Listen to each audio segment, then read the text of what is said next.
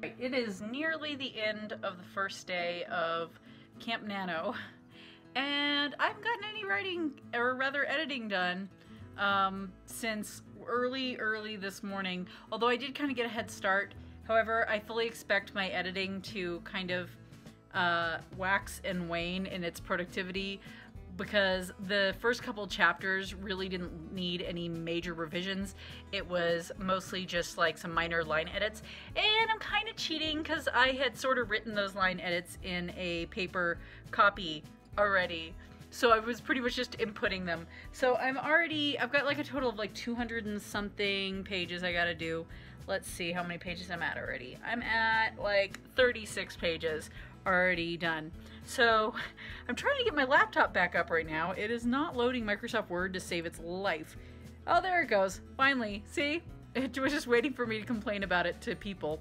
Anyway, so now I'm trying to get through my revisions for chapter 3, and hopefully that's going to be getting me to the point in the story where some bigger revisions are actually going to happen. It's not just like minor line edits with like typos and the fact that apparently I had no idea how to use commas back at the time when I first wrote this book. Anyway, I'll check back in shortly and let you know how that went. Okay, I don't think I'm going to get much further tonight because, one, it's just getting late and I have to spend some time with my hubby, otherwise he's going to feel neglected. But I have made decent progress. I am on... Oh no, I don't have page numbers on this. Hold on a second. There we go. So I'm on page 41. Out of like a total of 298 or something like that. So that's not bad progress for the first day. I have made one of the, not major revisions that I needed to make, but like there was this one scene that was just wrong and I kind of fixed it a little bit. It's better. It's better than it was. I figured I would read a small excerpt from this because I feel like it is significantly better. Let me just find this spot. Oh, here we go. I hate reading out loud, so this is good practice for me. I'm forcing myself to do this for my benefit. I'm sorry if you guys have to tolerate it. So, the last words that escaped Ian's lips were barely a mumbled whisper of uncertain spitefulness. But in the confined space, Simon heard it well enough. What did you just say? Ian looked everywhere in the room but at Simon's eyes. With a hand shaking from the efforts of control, Simon reached back and closed the door to the cabin slowly till it clicked shut.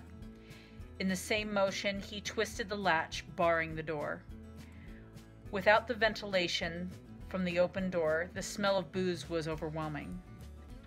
Simon, in a flash of movement, snatched the whiskey bottle off the nightstand in front of him, raising it as high as the low ceiling would allow. Ian took a fumbling step back, bumping into the end of the bunk behind him.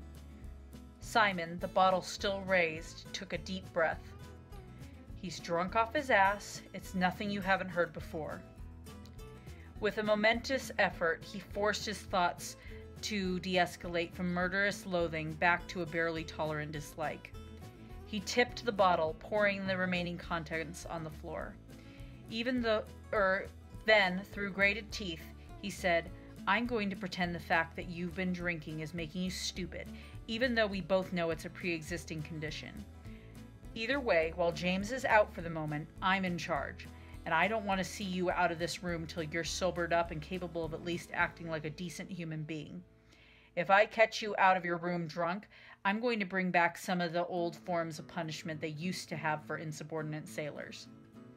He turned without another word, unlatching the door, and left before he had a chance to change his mind.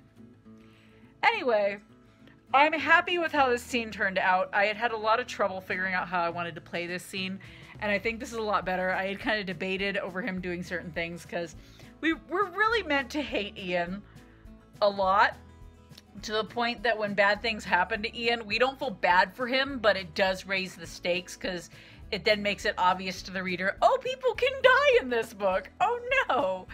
But we're not supposed to feel bad for Ian when bad stuff happens to him. And this scene is basically like, as if the previous scenes weren't enough to make you, like, not feel bad for him. this scene really makes you not feel bad for him. You don't know quite the context of which this thing is, but basically Ian is an asshole. And I would have liked it better. I really debated about having Simon smash him over the head with the bottle, but I was like, let's not disable our crew members. Simon's concerned with the fact that they don't have enough hands on deck as it is.